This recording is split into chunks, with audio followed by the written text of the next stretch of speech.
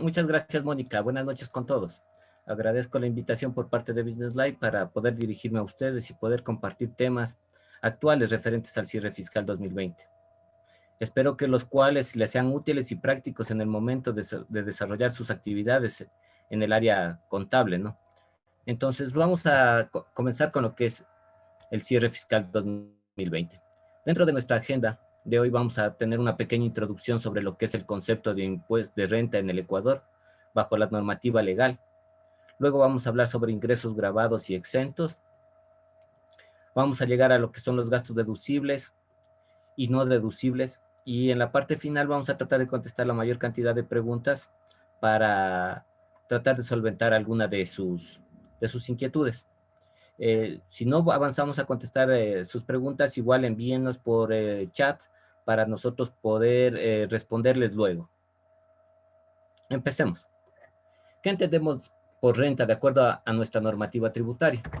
Dice que la renta son todos los ingresos de fuente ecuatoriana, todas las ganancias, beneficios generados por actividades económicas, sean estas a título gratuito o oneroso. ¿Qué quiere decir esto? Que todas las actividades económicas que se generen dentro de nuestro territorio nacional son parte de, o forman parte de los ingresos que nosotros tenemos que tributar para el Estado. ¿Sí? Sea gratuito, así sea un intercambio, así se dé, si se regala el producto en este concepto de acuerdo al código tributario, ¿sí? Nosotros no podemos vender un producto a un precio menor al del costo. Si vendemos nosotros ese producto a un precio menor al del costo, nosotros tenemos que asumir esa diferencia. Eso es lo que determina el Código Tributario. Pero si nosotros nos vamos a lo que determina la ley en su artículo 2, nosotros podemos determinar claramente para qué está determinado esto, ¿no? Entonces, si nosotros nos vamos al buscador y encontramos nuestro archivo y buscamos y vemos qué es lo que dice, que el concepto de renta para efectos del impuesto a la renta, ¿sí? Dice que son todos los ingresos de fuente ecuatoriana obtenidos a título gratuito o oneroso. Es lo que veníamos diciendo desde el principio, ¿no es cierto? En este caso, dice, sea del trabajo, del capital o de ambas fuentes, sea considerado en dinero, en especies o servicios.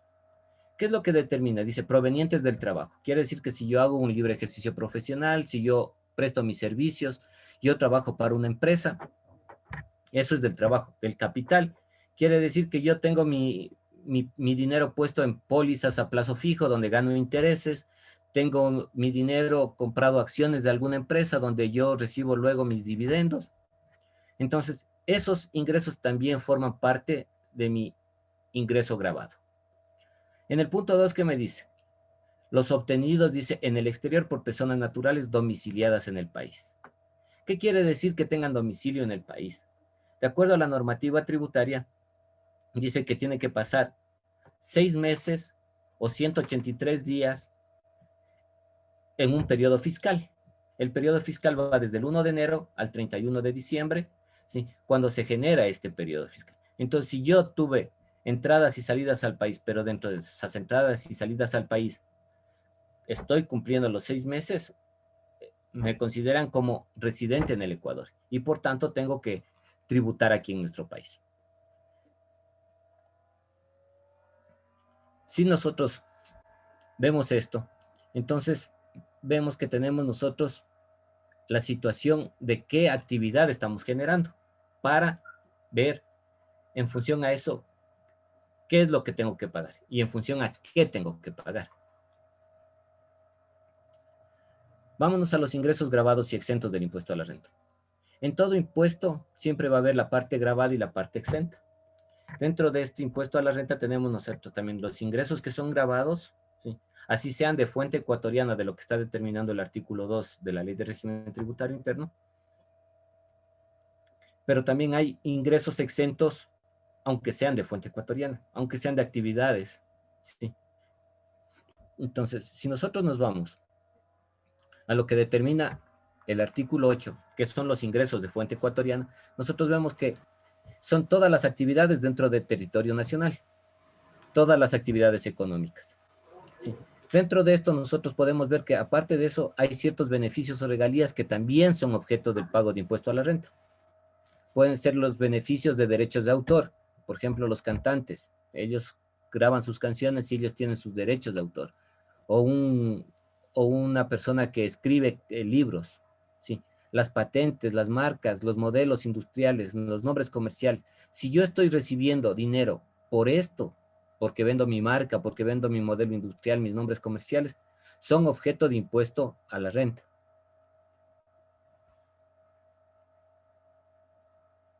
Asimismo tenemos los ingresos exentos. Los ingresos exentos están dentro de lo que determina el artículo 9 de la Ley de Régimen Tributario Interno. Aquí tenemos, por ejemplo, los dividendos y utilidades distribuidos después del pago de impuesto a la renta.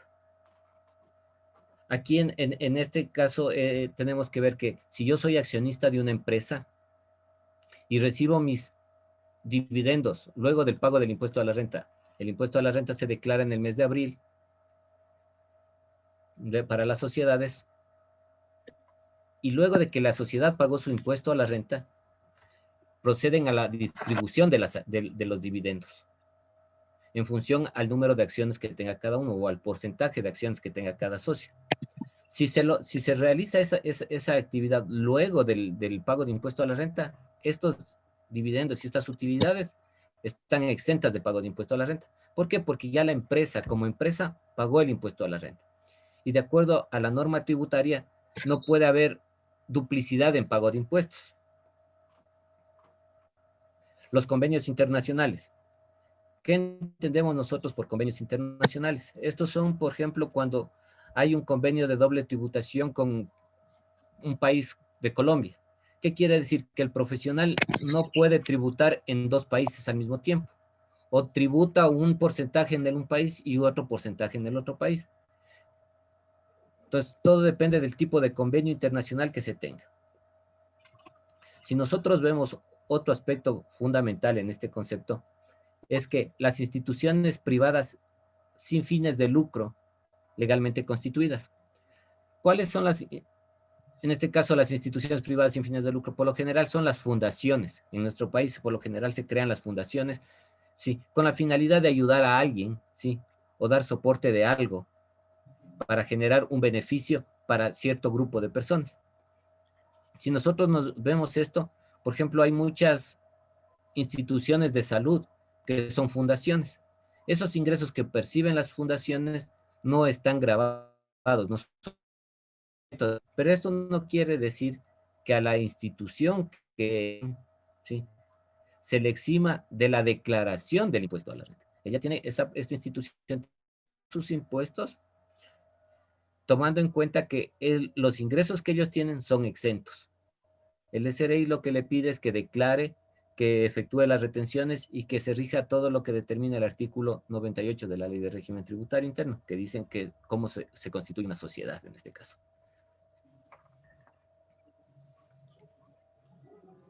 Otros ingresos exentos que están aquí son los intereses y depósitos a la vista. ¿Qué entendemos nosotros por intereses y depósitos a la vista?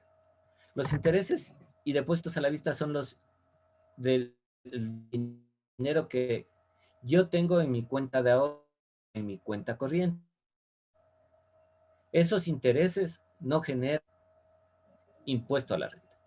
Pero si yo tengo mi dinero en una póliza de acumulación, los intereses del dinero de la póliza de acumulación generan intereses y por tanto esos son ingresos grabados. Hay muchas empresas que, aparte, cuando tienen mucho flujo de efectivo, ¿sí?, tratan de invertir en algo y si no tienen en qué invertir, lo ponen a plazo fijo. Esos son otros ingresos que posee la empresa. Son ingresos adicionales a su actividad económica, pero también están grabados. Si vemos nosotros son los institutos estatales, ¿sí?, de educación superior. Nosotros vemos todas las universidades, escuelas politécnicas, que sean del Estado, ¿sí?, los ingresos que perciben estas instituciones son exentos del pago de impuesto a la renta. Entonces, eso no quiere decir que a estas instituciones se les exima de su declaración de impuesto a la renta. Eso tenemos que tener en cuenta que son dos parámetros completamente diferentes, ¿no? El uno es el pago del impuesto a la renta y el otro, en definitiva, es la declaración que yo tengo que hacer por mis ingresos por los ingresos que yo percibo. Por lo general aquí, si ustedes ven, hay muchas universidades que están como fundaciones. Se crean como fundaciones con el objeto de tener la exoneración que determina la ley, que es lo que decíamos que son en la presentación anterior, que son las instituciones privadas sin fines de lucro, legalmente constituidas. Entonces, están legalmente constituidas.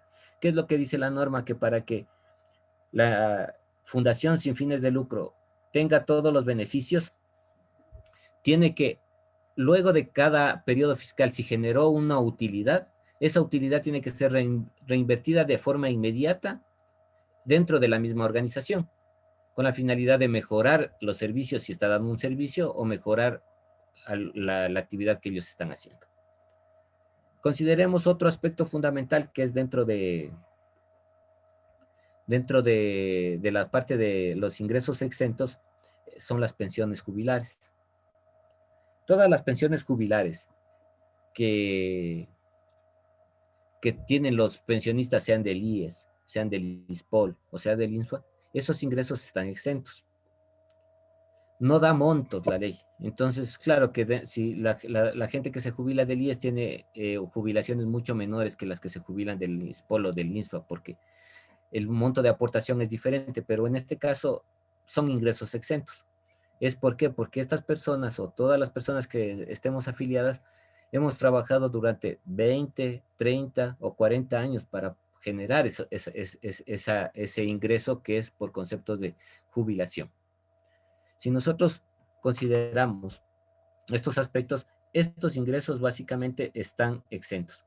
Pero tenemos que considerar que estos no son los únicos ingresos exentos, porque dentro de la ley de régimen tributario interno, ¿sí? Asimismo nos vamos nosotros a nuestro navegador y buscamos la ley de régimen tributario interno, podemos determinar que no es solo esos, sino que existen mucho más ingresos exentos. Sino que, claro, se les ha puesto los principales para que tomen en cuenta y en consideración. Aquí, si ustedes ven en este capítulo 3 de la Ley de Régimen Tributario Interno, habla de las exenciones. Aquí están absolutamente todos los ingresos exentos de pago de impuesto a la renta. Si ustedes quieren, los pueden ir revisando, ¿sí? Y aquí está lo que decíamos al principio, los dividendos y utilidades calculados después del pago de impuesto a la renta. Aquí está aquellos exonerados en virtud de convenios internacionales, que es lo que hablamos, bajo condición de reciprocidad con los estados extranjeros y organismos internacionales. Por ejemplo, esto es con organismos internacionales, organismo de las Naciones Unidas o algún organismo de algún gobierno extranjero que esté aquí prestando algún servicio. Los de carácter sin fines de lucro, las instituciones de sin fines de lucro, los intereses percibidos por personas naturales, ¿sí? Que dice depósitos de ahorro a la vista pagados por entidades del sistema financiero en el país. Los que perciban los beneficiarios del Instituto Ecuatoriano de Seguridad Social, los percibidos por institutos de educación superior, los provenientes de premios de loterías y sorteos auspiciados, dice, por la Junta de Beneficencia de Guayaquil, los viáticos que concedan los funcionarios, ¿sí? Y empleados de instituciones públicas. Entonces, si nosotros vemos aquí están todos los ingresos exentos. Si tenemos alguna duda, ¿sí? De que algún ingreso que tenemos nosotros dentro de nuestra sociedad, dentro de nuestra compañía o dentro de nuestra actividad económica y no estamos seguros, directamente nos vamos a lo que determina el artículo 9 de la Ley de Régimen Tributario Interno. Estos son los ingresos gravados y exentos para las personas naturales que están bajo relación de dependencia. Las personas que están bajo relación de dependencia, sí, determinan que los sueldos, las comisiones, las horas extras, los bonos y las utilidades, ¿sí? O cualquier incentivo adicional que esté, se considera parte de la renta gravada para impuesto a la renta, ¿sí? Los ingresos exentos dentro de esta actividad son 13º, 14º, ¿sí? Las vacaciones, los fondos de reserva. Además, aquí tengo una deducción una única y exclusiva deducción que yo puedo descontarme, diríamos, para el pago de impuesto a la renta, que sería el 945 de la aportación personal al IES. Sí. Claro que si nosotros vemos aquí a estos ingresos grabados, ¿sí? Yo puedo descontar todos los ingresos, todos los gastos de salud, vivienda, educación, vestimenta, que está contemplado dentro de la ley. Estas personas pueden hacerlo de acuerdo a lo que determina la ley, llenando luego en el mes de enero, en este mes de enero, las empresas tenían que haber solicitado el formulario 107, que es el de gastos personales, para ya poder proyectar, ¿sí?, si existe o no existe retención de este tipo para realizar la retención mediante rol. Entonces aquí el agente de retención se convierte en la sociedad, el momento que una persona percibe más de lo que requiere y sobrepasa lo que determina la base imponible de la Ley de Régimen Tributario Interno, que esto está determinado dentro del artículo 36 para las personas naturales y para las sociedades dentro de lo que es el artículo 37. ¿Sí? Pero también tenemos que tener claro otra situación, que este momento nosotros en nuestro país hay la ley de microempresas, que me imagino que ya muchos estamos pendientes de qué es lo que va a pasar con esto, porque las personas que están, o las empresas que están bajo el régimen de microempresas, no pagan impuesto a la renta como el común de los mortales. Estas empresas, si son empresas, ¿sí?, o si son personas naturales, esto ya pagan el 2% de sus ingresos brutos, ¿sí?, sin descontarse ningún tipo de gastos. Que si nos ponemos a ver nosotros, esto es perjudicial para la microempresa, que en vez de beneficiarla, la está perjudicando. Porque por este concepto de la pandemia, muchas de las empresas, por no decir el 90% de las empresas, generaron pérdida, porque no tuvieron su actividad económica general y tuvieron que, aparte de eso, subsidiar a los empleados, pagar desahucios, despidos y tantas cosas, y no hubo actividad económica. Pero sin embargo, estas empresas que están bajo el régimen de microempresa, este momento están teniendo que pagar impuestos. Entonces, esos son los dos regímenes que tenemos en este momento, ¿no? Entonces tenemos que irnos, que ver en qué régimen. Por ejemplo, si ustedes tienen alguna duda, ustedes pueden ingresarse a la página del Servicio de Rentas Internas y revisar la base de datos que tiene el Servicio de Rentas Internas, en la que en esa base de datos, si uno consta dentro de esa base de datos, ya está asignado como microempresario. Ingresos grabados y exentos para las personas naturales. En este caso, hay una exención especial, sí, una exoneración especial en el artículo 9.6 de la Ley de Régimen Tributario Interno, que está relacionada directamente con las empresas o con las microempresas que están ejerciendo actividad y que son constituidas recientemente, ¿sí? Entonces, si nosotros igual nos vamos a nuestro buscador y buscamos punto 6 y vemos la exoneración del pago de impuesto a la renta para las nuevas microempresas.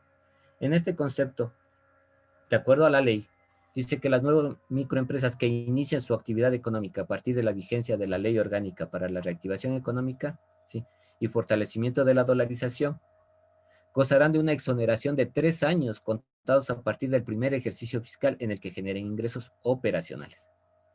¿Qué quiere decir que generen ingresos operacionales? Que ya está teniendo una actividad económica. Además, nos da una pauta, nos dice, siempre y cuando genere empleo neto. ¿Qué quiere decir? Que tenga ya trabajadores fijos y que los mantenga en el tiempo. Ese es un empleo neto. Si están saliendo y entrando, se tendrá que hacer un cálculo y en función a eso sabrán qué tipo de empleo incorporaron. Aparte de eso, tiene que generar un valor agregado nacional en sus procesos productivos. ¿Qué quiere decir? Que si es una empresa de producción, tiene que contratar mano de obra nacional. Es uno de los requisitos que nos está dando la norma, ¿sí? Tiene que generar empleo con mano de obra nacional, ¿sí? Y tiene que incorporar valor agregado nacional. ¿Qué quiere decir? Que si es en lo posible puede utilizar materias primas nacionales, ¿sí?, podrá hacer uso de esta exoneración, ¿sí? Dice con los límites y condiciones que para el efecto establezca el reglamento de la ley. Entonces, si nosotros vemos esta exoneración, es para las microempresas. Si ustedes se ponen en este momento una microempresa, ¿sí? Bajo esta normativa ustedes pueden acceder a esa exoneración, que eso es muy importante que lo tomen en cuenta en este momento todas las personas que estén pensando en generar o crear un proyecto o una actividad económica donde puedan ser beneficiados en la parte tributaria. Bueno, ahora vamos a empezar con los gastos deducibles y los gastos no deducibles. Los gastos deducibles, de acuerdo a lo que me determina la norma, dice que son o sirven, ¿sí? Para obtener, mantener y mejorar ingresos grabados, ¿sí? ¿Qué quiere decir? Que si yo estoy gastando o estoy invirtiendo en algo, esa inversión tiene que generarme mayores ingresos. Ese es un concepto que tenemos que tener claro para esto. Dice, además, tiene que estar esto respaldado en los comprobantes de venta legalmente emitidos o legales, de acuerdo a lo que determina el reglamento de comprobantes de venta y retención. En el reglamento de comprobante de venta y retenciones nos determina cuáles son las características, ¿sí?, de los documentos preimpresos. Ya si son electrónicos, este caso ya es la programación que se tiene que hacer dentro del sistema contable para que genere estos documentos. Pero estos documentos tienen que estar siempre legalizados. No por el hecho de que sea una factura electrónica, quiere decir que ya está legalizada. ¿Sí? Muchas veces las facturas electrónicas no llegan a culminar todo el proceso de que es de la autorización, ¿sí?, y la validación de ese comprobante. Entonces también tenemos que tener claro eso. Nosotros, si tenemos alguna duda de un comprobante electrónico, por favor revisémoslo en la página del Servicio de Rentas Internas, donde nos dirá si el documento es o no es legal.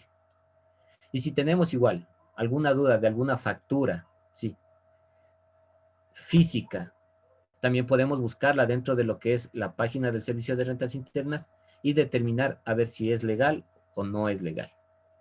Si el Servicio de Rentas Internas dice que no cumple con todos los requisitos y nosotros, sin embargo, la aceptamos, nosotros tenemos el riesgo de que ese gasto que estamos infringiendo sea un gasto no deducible.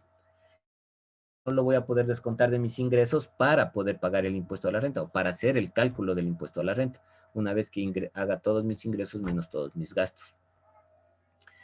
Además, me dice que sirve para determinar la base imponible con la cual se tiene que calcular el impuesto a la renta. Es lo que estábamos hablando.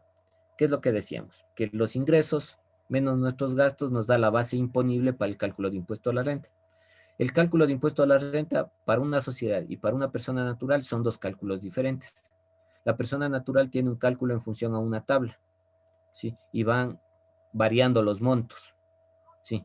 Y en función que va variando los montos, va variando también el porcentaje de impuesto a la renta que tiene que pagar, que va desde un 5% hasta un 35%.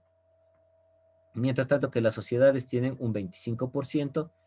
Dependiendo de dónde están, tienen una exoneración también. Si están en diferentes zonas francas, tienen una exoneración especial también de este tipo de pago de impuesto a la renta. Ejemplos de gastos deducibles de impuesto a la renta. ¿Sí? Los intereses de deudas. Pero ¿de qué tipo de deudas tenemos que tener claro?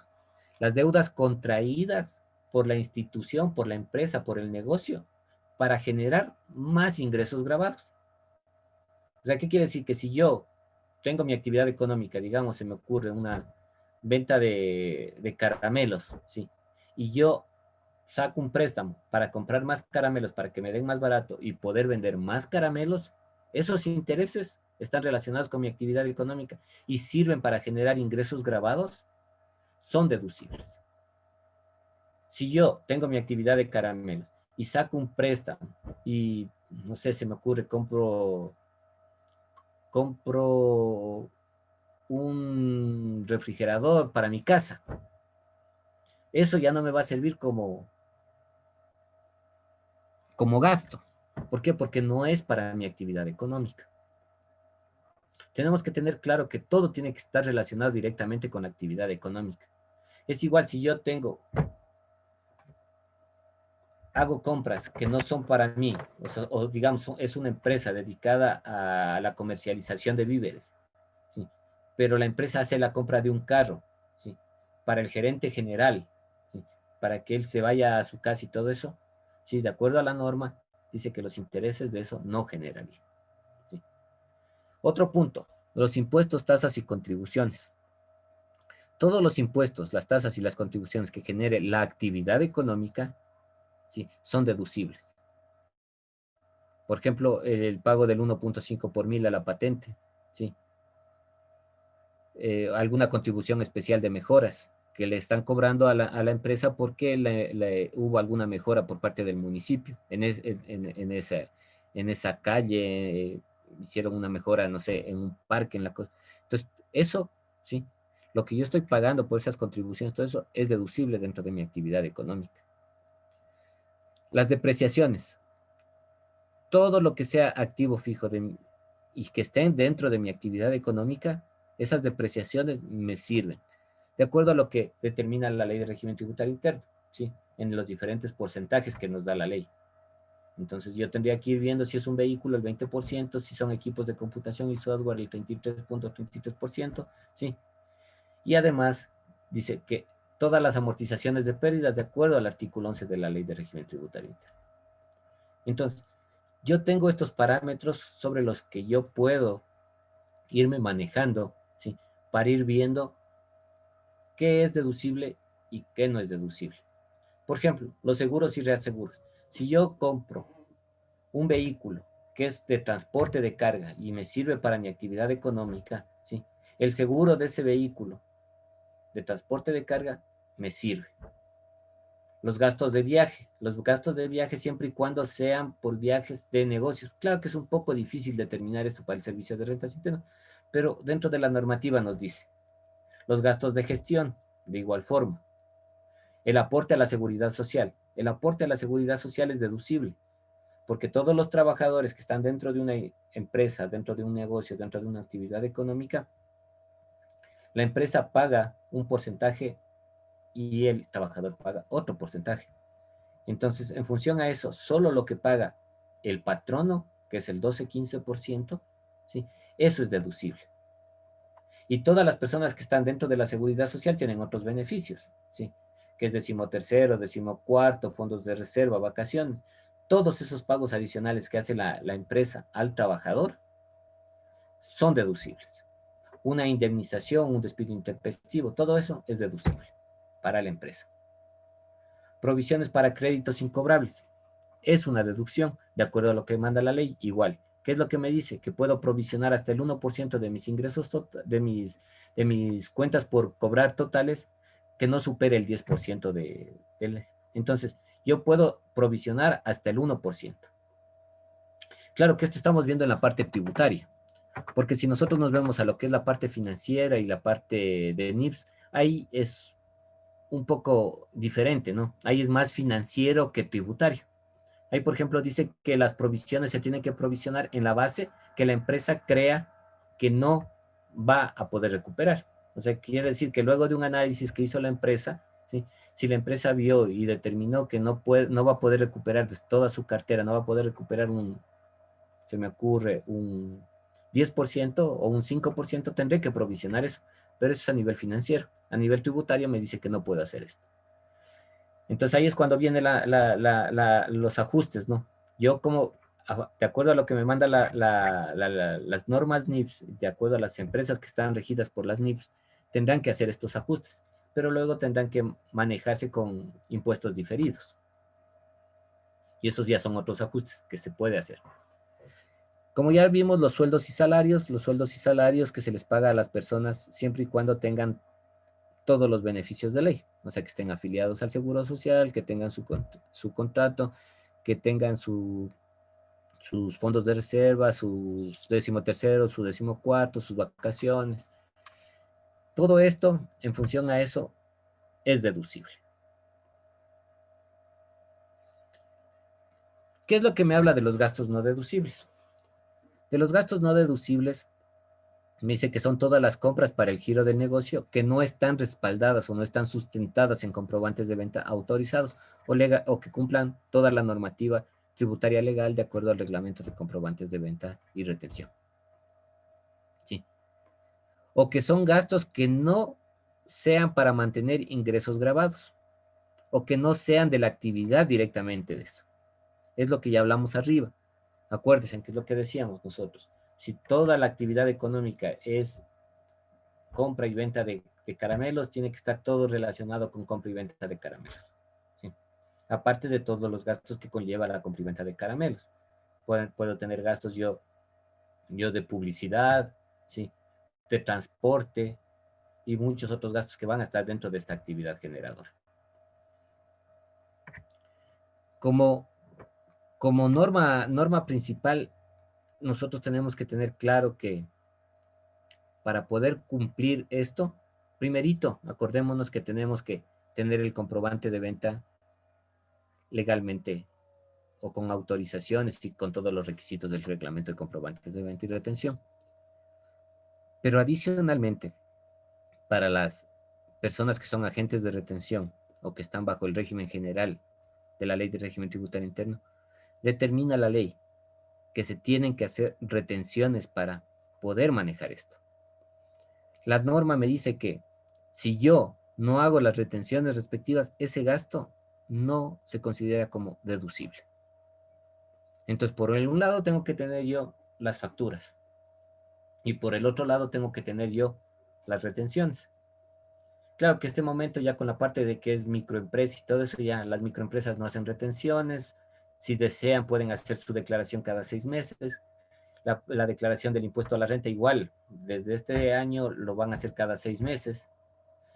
Si ustedes ven en la resolución número 2 que emitió el Servicio de Rentas Internas la semana pasada, en la que determinaba que las empresas que estén categorizadas como microempresas tendrán que hacer su declaración en el formulario 125. En este formulario 125, por esta y única vez, dice del año 2020, se tendrá que hacer sobre todo los ingresos generados en el año 2020. De ahí a partir del 2021 se genera en dos pagos. ¿Sí? En este formulario 125, no sé si alguien de ustedes tal vez ya lo ha revisado, es un formulario sumamente básico que lo que hace es simplemente ingresarse los ingresos brutos, descontándose si ha habido notas de crédito o notas de débito de la venta y poniendo las retenciones que le efectuaron. Y luego de eso automáticamente le calcula un 2%. Un 2% de los ingresos. Entonces, bueno, como les decía, esto es un poco fuera de serie porque en vez de beneficiarle al microempresario, dándole una exoneración de pago, tal vez, por ejemplo, si es persona natural, decirle, vea, yo a usted, en vez de que tenga una fracción básica desgravada, vamos a tener dos fracciones básicas desgravadas. Y con eso le está dando una exoneración del pago de impuesto a la renta a las personas naturales. Y a las personas jurídicas que están como microempresas, en vez de que paguen el 25%, que paguen un 18%. Eso sería una exoneración, una ayuda para el microempresario. Pero en este caso, que pague un 2% sobre los ingresos brutos es algo un poco ilógico, ¿no? Por no decirlo de otra forma. Pero eso está en este momento la normativa. Y es más, si una persona dice, yo no quiero ser microempresario, toca de la SRI que uno no quiere hacer. Y luego de que el SRI me conteste, ¿sí? Y para que me conteste tiene un plazo de 6 meses, ¿sí? Mientras tanto yo tengo que seguir cumpliendo con mis obligaciones, porque no me van a esperar. Entonces, hay gente que está considerada como microempresario y teniendo pérdida en el año anterior, sin embargo, este año tiene que pagar impuestos. Otra deducción especial que se tiene que considerar que son para las personas de la tercera edad, ¿sí? Y las personas discapacitadas. Las personas de la tercera edad tienen una exoneración hasta el doble de la fracción básica desgravada y las personas de la discapacitadas que tengan más de un 30% de discapacidad pueden tener una exoneración de hasta 3 veces de la fracción básica desgravada. Dentro de lo que es la parte de la microempresa, hay unas exoneraciones. Dentro de esto, esta exoneración son los profesionales y los de transporte de carga. Entonces, por ejemplo, si ustedes tienen este tipo de actividades, ustedes no pueden estar considerados como microempresarios. Eso es lo que determina la norma.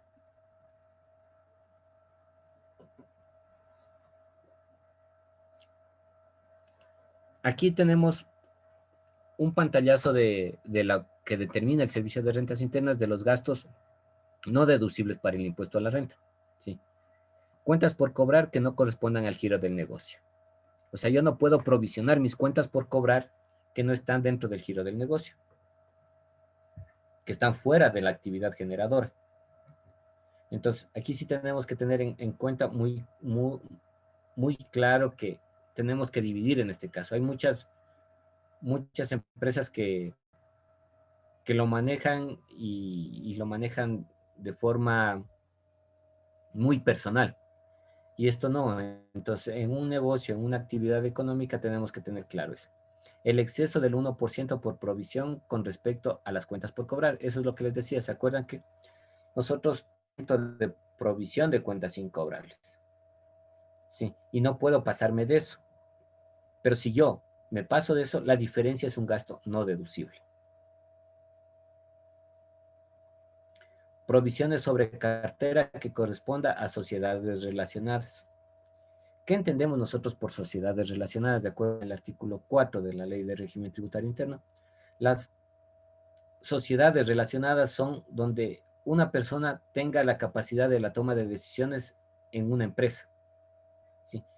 O tenga un grado de consanguinidad que pueda variar en la toma de decisiones de esa empresa. Si una persona tiene más del 20% de acciones de esa empresa, esa empresa con otra empresa que tenga esta persona que sea gerente general, digamos, de la empresa A y también tenga acciones en la empresa B, eso es partes relacionadas. Muchas veces, ¿qué es lo que hacen las empresas o qué es lo que se ha tomado en cuenta para tratar de bajar impuestos? Cogen y crean otra empresa, ¿sí? Y comienzan a venderse entre las empresas y comienzan a generar gastos.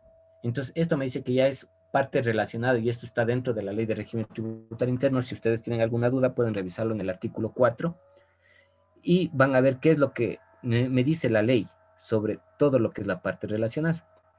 Entonces, esta cartera que corresponde a sociedades relacionadas no se considera gasto deducible. Dice la provisión acumulada que no exceda el 10% de la cartera total. Eso es lo que ya hablamos anteriormente. Si yo tengo una provisión acumulada que excede el 10%, la diferencia de ese 10% es un gasto no deducible. Franklin, perdón que te interrumpa, te quedan unos 5 minutitos apenas, ¿ya? Ah, listo, muchas gracias. Entonces, bajo esa perspectiva tenemos que tener claro nosotros ciertos parámetros, ¿sí? Y para tener claro todo lo que está dentro de la ley, nosotros podemos referirnos tranquilamente a lo que está en el artículo 9, en el artículo 10 y en el artículo 11, donde podemos ver nosotros básicamente cuáles son. Y que por premura del tiempo no se puede explicar esto a fondo, pero hemos tratado de hacerlo de la manera mucho más didáctica y específica. Entonces, bueno, Mónica, te agradezco mucho y por favor podemos pasar a la siguiente que es las de rondas de las preguntas, si hay preguntas de parte de los participantes. Muchas gracias, Franklin. Una excelente intervención. Estuvo todo muy claro. Efectivamente, tenemos unas cuantas preguntas. Esperemos que por el tiempo podamos alcanzar a responderlas todas. Walter Hurtado nos pregunta, ¿para las microempresas se mantiene todavía la presentación de impuesto a la renta? Bueno, como ya lo dijimos anteriormente, las microempresas ahorita están bajo un régimen diferente que las empresas normales bajo régimen general o agentes de retención que se los está denominando este momento. Entonces, las microempresas en este momento pagan impuesto a la renta en función a sus ingresos, a los ingresos brutos. No puede descontarse ningún gasto realizado. Como les decía, ustedes pueden acceder a lo que es en la página web del Servicio de Rentas Internas y revisar lo que es el formulario 125. En el formulario 125, esto salió en la normativa de la resolución número 2 del Servicio de Rentas Internas, en el que determina cómo tenemos que declarar. Nosotros el impuesto a la renta de las microempresas los vamos a declarar en función a los ingresos. Vamos a poder descontar las retenciones que nos realizan y si nosotros hemos emitido notas de crédito por devolución de mercadería. Bajo esas perspectivas, ese es el formulario y se tiene que pagar. Por esta única vez, en esa resolución 2 dice que se podrá pagar de todo lo que determina todos los ingresos percibidos durante el año 2020, se podrá hacer el pago en este mes de enero. Y a partir de aquí ya se declarará cada 6 meses, se declarará en el mes de julio y en el mes de enero de cada periodo. Gracias. Silvia R., si un jubilado tiene un negocio referente a su profesión, ¿declara o no declara el impuesto a la renta? Discúlpame, se me cortó el audio. ¿Me puedes repetir, por favor, la pregunta? Silvia R., si un jubilado tiene un negocio referente a su profesión, ¿declara o no declara el impuesto a la renta? Claro. Como jubilado, la parte de ingresos exentos de su pensión jubilar son exentos. Pero si él adicionalmente tiene una actividad, digamos que yo hago libre ejercicio profesional, estoy jubilado, recibo mi jubilación, pero yo por mis servicios profesionales tengo que facturar, ¿sí? Y por tanto yo tengo que declarar. Dentro de mi formulario voy a declarar mis ingresos como profesional y los gastos que se generan como profesional. Y dentro de eso también hay una parte que dice ingresos exentos, que son por parte de jubilación.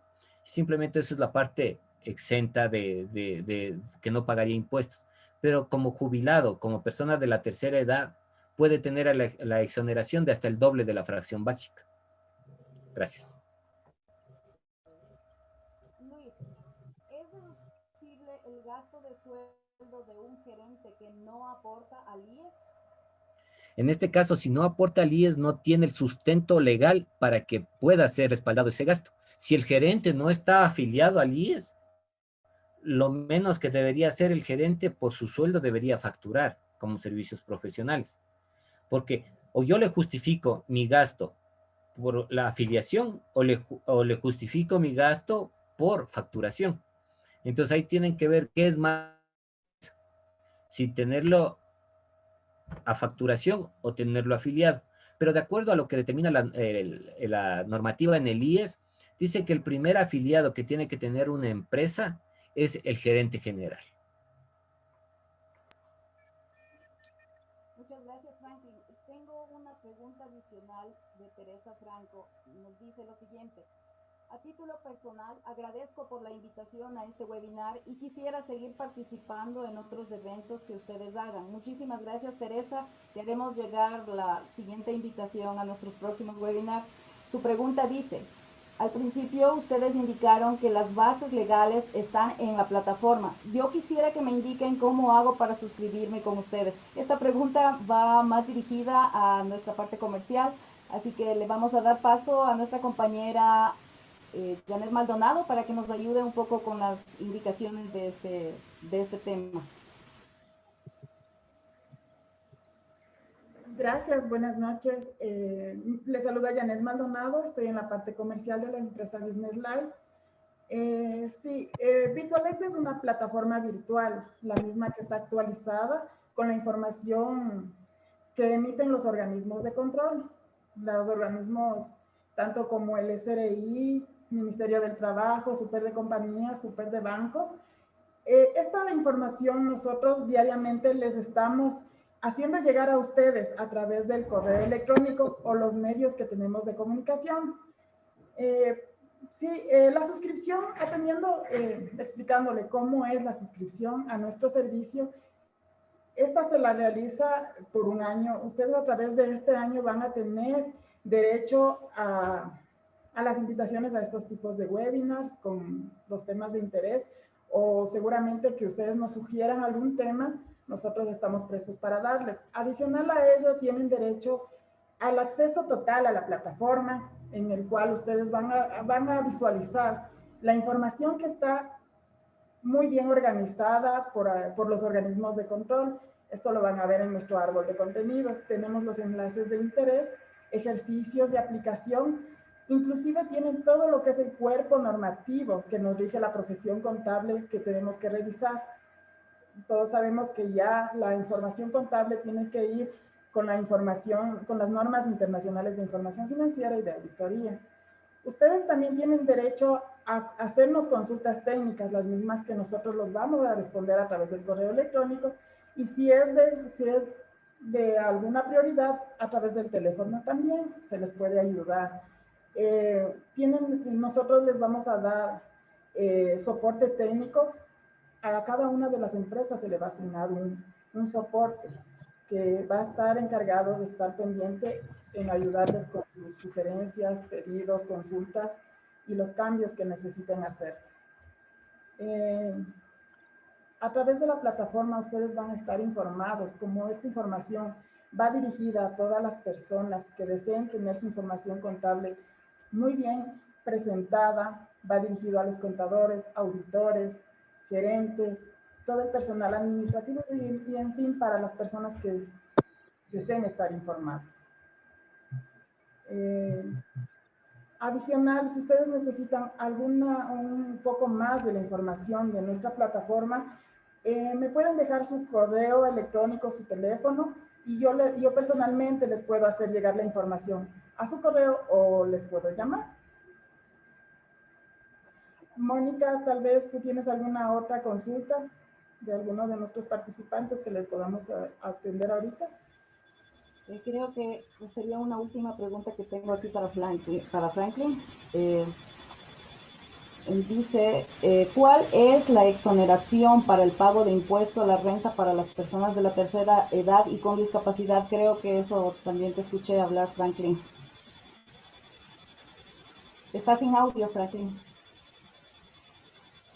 Bueno, la exoneración para las personas de la tercera edad, como lo dije, es hasta el doble de la fracción básica desgravada, ¿sí? Y para las personas con discapacidad es hasta el triple de la fracción básica desgravada, siempre y cuando cumplan más del 30% de discapacidad.